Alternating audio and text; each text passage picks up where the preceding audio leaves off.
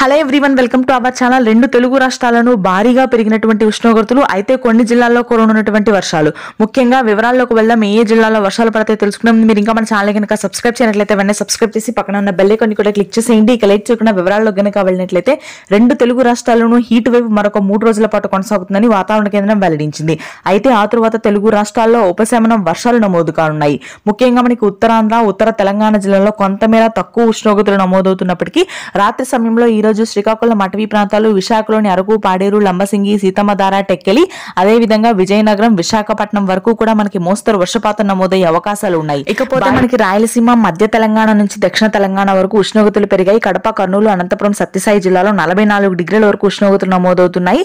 అయితే మే 5 తర్వాత బంగాళాఖాతంలో ఏర్పడినటువంటి ఉపరితల ఆవర్తన ద్రోణి బలపడే అవకాశం ఉండడంతో రాయలసీమ జిల్లాలో మోస్తరు వర్షాలు నమోదు కానున్నాయి. ఈ వర్షాలు 3-4 రోజుల పాటు కొనసాగే అవకాశం ఉందని వాతావరణ కేంద్రం వెల్లడించింది.